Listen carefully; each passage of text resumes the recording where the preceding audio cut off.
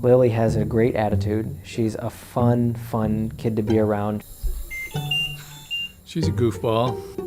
I mean, she's smiling and always looking at like who's around. I think she was a great candidate to be our first patient for this partnership. You know, Lily's an 11-year-old girl that was essentially born with deformities of her spinal cord and her vertebrae.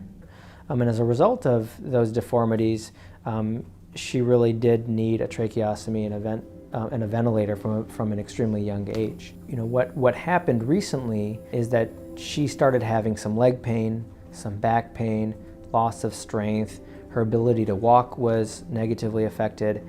She has spina bifida and she had tethered cord syndrome, where her cord gets stuck to her back where the spina bifida is. And so when they identified that, our neurosurgeons identified that problem, they went ahead and, quote, untethered it.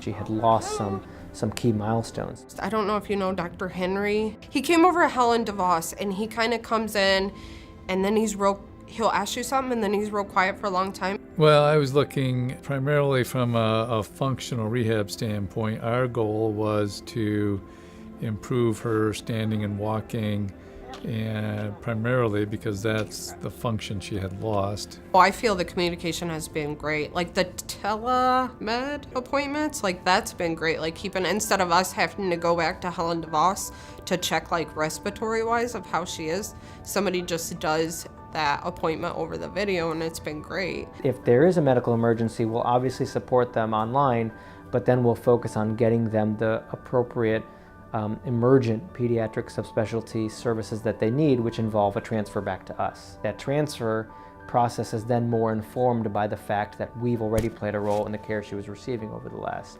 week or two for however long she's been at Mary Free Bed. We developed this relationship with Helen DeVos to be able to manage children who are on ventilators over here on the pediatric rehab unit. It was a big undertaking. You know, our biggest challenge was not having the physicians available to manage the ventilator, and that's where the telemedicine partnership with DeVos evolved.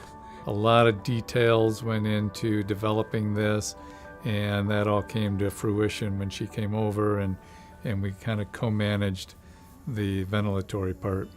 For PEDS patients that are requiring ventilation assistance, but also need physical medical rehab, we wanted to be able to put together a program partner with DeVos to be able to safely take these patients in so families don't have to split up. Yeah, and to have to go over to another hospital for an appointment and then to come back, and that appointment may be 15 minutes, but that takes up a half a day, and there goes some of your rehab.